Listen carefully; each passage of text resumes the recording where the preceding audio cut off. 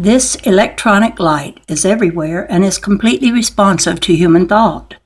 Thought is a rate of vibration, which creates things. The tube of light which you build around yourself will take on the quality of your own thought. Therefore, if you think of the tube as being an invincible and invulnerable protection, it will function as such, so long as you can keep your mind free from any doubt on the subject. If you doubt the value of the tube, it will simply disappear because you have commanded it to do so by your own distrust. The first step, therefore, is to command the electronic substance to surround you and remain permanently invulnerable to all that is not of the light. The process of manifesting the tube is simple. It requires no money, no special equipment, no college degrees. It does, however, require a certain amount of practice, but 5 minutes 3 times a day is enough to start.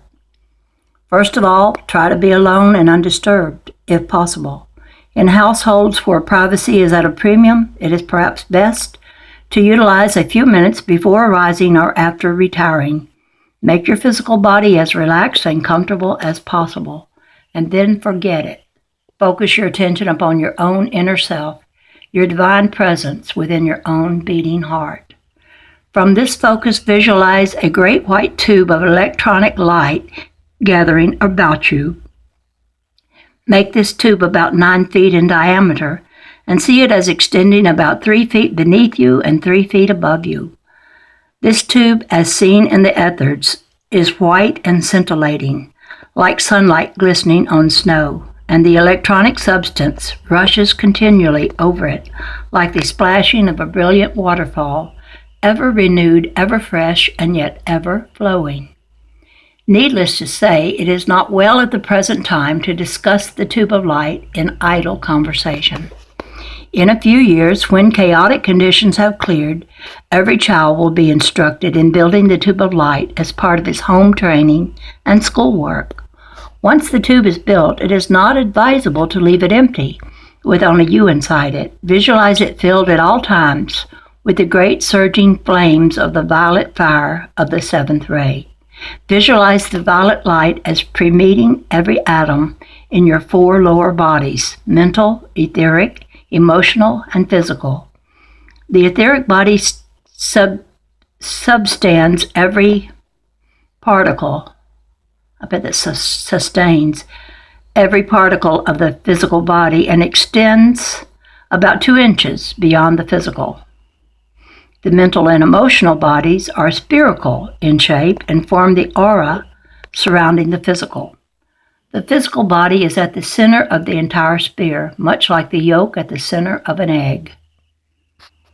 Visualize the violet fire penetrating every part of your aura, blazing in and through every atom, and transmuting all the misqualified energy which it lodged in the form of astral debris in every tiny chink between the electrons in each atom. In a short time, you will notice an increasing sense of well-being and a feeling of buoyancy. Meanwhile, of course, every effort should be made to cease misqualifying pure electronic energy as it leaves your heart. In other words, refrain from getting mad at yourself and the world around you. Leave off all worry. Cast out all fear. If your favorite worrying subject is lack of money, then use the thinking power that is wasted in worry in realizing that all supply is created by the Creator. This forms a magnetic focus for supply and it will flow in naturally. But remember that doubt will immediately cause demagnetization. When your tube of light is blazing with the soothing, cooling, healing rays of violet fire, then further enhance it by filling it with a delightful perfume, such as the fragrance of lilacs in a spring rain. As a final touch, add to the whole a joyous melody from your favorite music. Follow this practice diligently day after day. Focus your attention upon your inner self. Cultivate an abiding faith in God, and you will find your outer world swinging into a wonderful new orbit of harmony. Remember that if you need special help at any instant of the day or night to solve any problem, you should call on the angelic kingdom. You will get an immediate response even though you may not recognize the energy form in which it comes to you. And when you gaze at the skies overhead on a clear night and you see an apparent star shoot suddenly through the heavens, know that it is a flight of cherubim speeding forth on some cosmic errand. Recognize them, acknowledge and bless them, and you will receive their blessing in return. In the very near future, as soon as the governments of the world are forced to release their information on spaceships, more and more of these vehicles will become visible in the skies. Remember that at present all spaceships and space people can use the tube of light at any time to make themselves invisible. As Earth people themselves learn to form and use the tube of light, they will develop a consciousness which will make them fit companions for space visitors. At the present time, there will be no space travel permitted except for those persons who are using physical bodies vibrating at the ascension frequency. In certain cases, the space people may take visitors to other planets for some special purpose, although it is difficult to imagine what purpose would be served. Those individuals who have passed through the ascension initiation are free to come and go as they wish, but they travel only if they are serving life by so doing. Science is now attempting to solve the riddle of gravity, if it can be called a riddle. Gravity has no effect on a physical body or object vibrating at a high frequency. Otis T. Carr has solved the problem of gravity in designing his free energy motors and his spaceships. There is no apparent reason why Carr's spaceships could not travel to distant planets and stars, but there is a very excellent occult reason why they cannot be used for that purpose at the present time, unless they are piloted by individuals who have an ascended body. It is very possible that Carr himself might be permitted to travel in his own ship for test purposes, and because he has worked so closely with Tesla in designing the ships. But the average tourist is not going anywhere in outer space, not yet, for all unascended beings are held firmly within the orbit of the Earth, not by gravity alone, but by the rod of spiritual power. Anyone who wished to learn about the rod of spiritual power, or the rod of initiation, as it is sometimes called, has certainly had every opportunity to study the subject during the past century. Every writer on occult subjects, from Helena Petrovna Blavatsky down to Alice A. Bailey, had much to say on the rod. A rod of spiritual power is assigned to each and every planet or star and is given into the keeping of an entity known as the Lord of the Spear. For the past 19 million years, the Lord of the world for planet Earth has been Sanat Kumara of Venus. Only at the beginning of 1956 was he liberated from his self-imposed task, and now Gautama, the former Buddha, is the new Lord of the world. The rod for this planet has therefore been given into the custody of Gautama. It is this rod that keeps us all firmly held to our classroom work until our evolutionary lessons are completed. The rod is used on many special occasions, however. It is always used during the formal ceremonies of the Wesak festival, which takes place annually during the time of the Taurus full moon. It is also used when individuals undergo the higher initiations, when they are touched by the rod. When a person attains adeptship, the rod is used in the initiation ceremony for magnetization purposes, signifying that the individual is ascended and free. Thereafter, the rod cannot hold him within the Earth's orbit, and he may travel upon the cosmic lightway at times when they are officially open. All cosmic lightways or highways between planets and stars are controlled magnetically by the various rods of spiritual power, one of which is on each sphere. The highways are normally closed to all interstellar traffic, but on special occasions they are formally opened in this galaxy by entities from Alpha and Omega, and in other galaxies by similar entities from their central sun. The magnetic control functions automatically. The cosmic highways remain closed as long as the rod on a planet is completely magnetized. If travelers desire to go to another planet, they must travel at a season when the planetary rod is partly demagnetized in a manner which will permit properly qualified persons to leave the globe. On some occasions, the rod permits visitors to enter. On still other occasions, the highways are open to traffic in either direction. Frequently, the cosmic highways leading to the Earth are crowded with visitors from other planets and stars and other galaxies, all in preparation for Saint Germain's great planetary triumph of restoration. Many of these cosmic visitors go direct to the Royal Teton Retreat in Wyoming, the spot where the first root race people established themselves as the first inhabitants on planet Earth.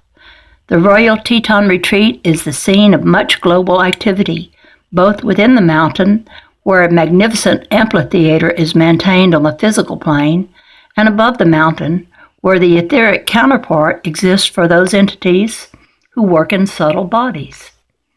In the Aquarian Age, it is expected that the various retreats around the world will be open once again to the public. At present, it is impossible for any visitor to gain admittance unless he has achieved at least minor initiatory status and has raised his vibrations to a point where he is seriously making an effort to advance in the ascension frequency. In that case, he is given every assistance by adepts working on the various rays. In another great underground installation near the Royal Teton is the collection of machinery, which has been assembled for the New Age, and this will be released to the public as soon as present obstacles are removed. Saint Germain has been extremely active during the past century in preparing certain mechanisms which will assist people to rapidly raise their vibrations once the New Age training can become part of the world educational system. About 20 years ago, Saint Germain perfected a device which he calls the Ascension Chair. When an individual is mentally ready for the ascension, he may speed up the physical process by sitting in the chair, while a master, using white magic methods, directs a flow of pure energy into the device.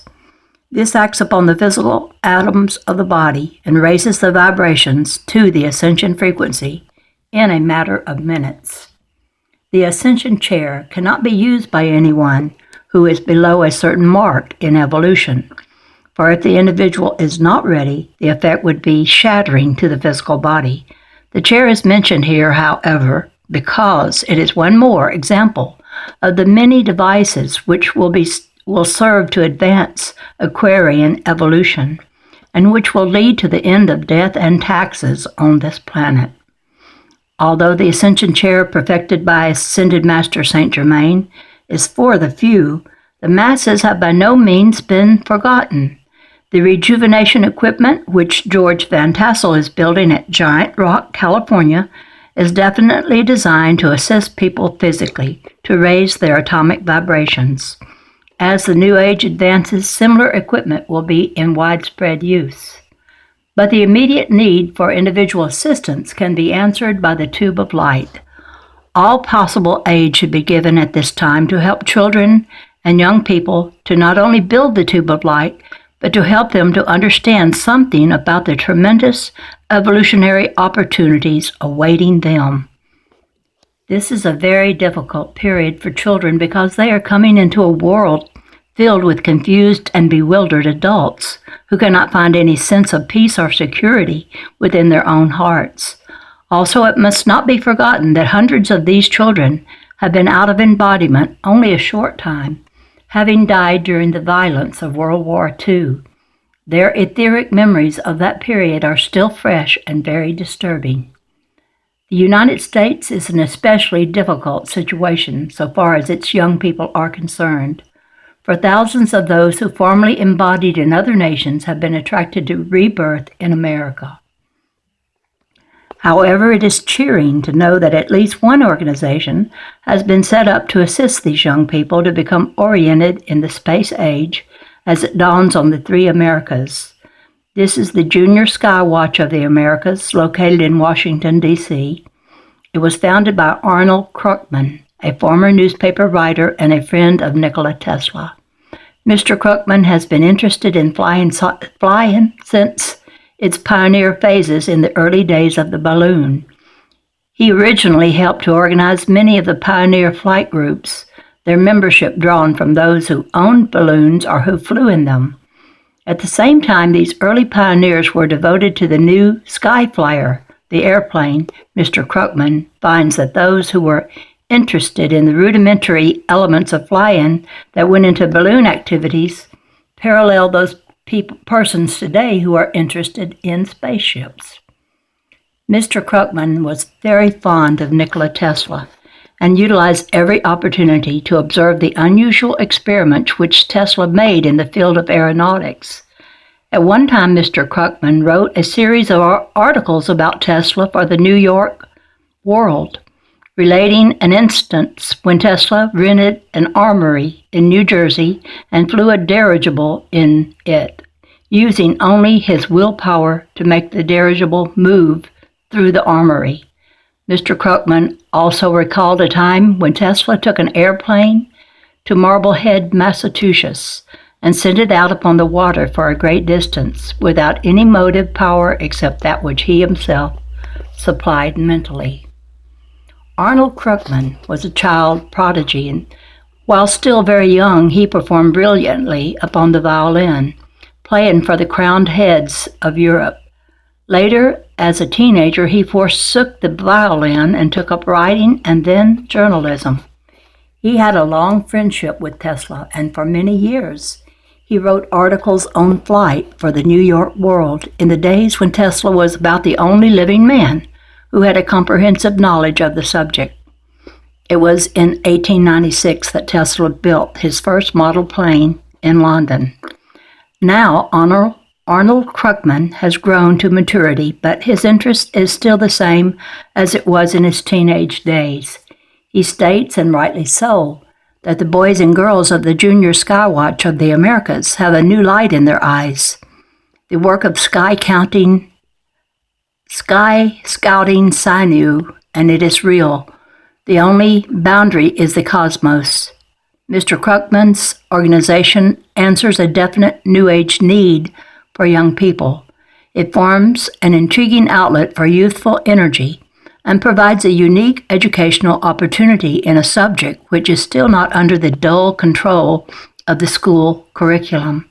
It should be remembered that Einstein did not pursue his education until he received his doctorate. He escaped from the dreary classrooms at the earliest opportunity, and he stated that had he been imprisoned within those limiting walls only a few days longer, he would have given up mathematics forever and turned to the violin as a more worthy instrument. Now that Otis T. Carr's free energy inventions have been announced, a vast new field of splendid, far-flung wonderment opens up to the teenagers. It is these young people who will refuse to be caught up in the outmoded power limitations that led to the past dull years of brutal human struggle. Mr. Carr has expressed his great concern for the young people of today, struggling for creative expression in the turbulent world in which they have been forced to live. He speaks as follows. Emotions were bursting their bonds wherever you'd go. Crimes of passion and violence raged the globe. Bored juveniles ignored all mandate of family or public authority and harassed their neighbors with deadly intent. Already crowded asylums doubled and tripled their quotas to admit every increasing numbers of the overstressed for treatment. Those in greedy control of the mass of minds and materialists still persisted in draining off all the wealth to feed their war machine. Prices spiraled always higher while reserves of natural resources crept ever more swiftly toward wasted exhaustion. The public media were splashed with these pressures of fear and hate.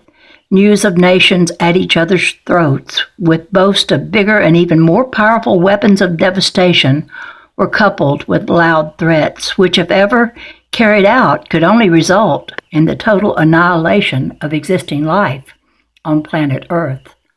Little wonder, then, that boundless joy came to the hearts of men when they learned that free energy and space flight had been returned to our beloved globe.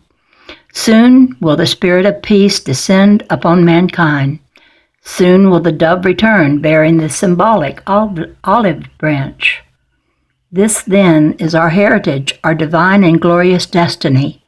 Now, in the glad years ahead, our New Age children will grow into the golden age of heaven on earth, with scarcely a memory of past darkness. This has been made possible because countless men and women, drawn from the furthest reaches of the galaxy together with a certain white dove, have chosen to steadfastly serve the light. There is more to be said, much more, and the story of the light that ever lights the beating heart of mankind will be continued in a second volume, Flame of the Dove. Now I did type this up. Okay. I want to interject now that I'm at the end of the book. In my last reading, I put in the comment section 2 of my videos that I've made, how to make the Freedom Star. Because when I played around with the dove story, which I'll have to put the dove story there too, because I was inspired to write a story by automatic writing when I learned how to fold it was a crane. I learned how to fold the crane that was so popular with Sadako and the Thousand Cranes. And so I had put a little piece, each page was had a portion of the next fold, because I was afraid I was going to forget how to fold it. So I had all that in a notebook. But one day when I got it out, I was told it was be called the dove instead of the crane, and a story started forming on each page because my hand was writing automatically on each page where I had a portion of the fold, one part of the fold on that page. So I'll put the dove story here because it's very good, but I continued to play with the folding of the dove, and I made what I call Freedom Star. When I folded them to the stage that is the diamond stage, and I put them together, I put 180 of them together, and it made a round thing. And you'll just have to look at it. I'll put it on this one too in the description bar. And I'll put the dove story and how to make Freedom Star part 1 and 2 into the description bar so you can find it there. Because you see, it's made with doves, and it makes a thing that looks like, to me, Freedom Star. That's what I called it. And it's made with doves. Well, paper that was destined to be a dove.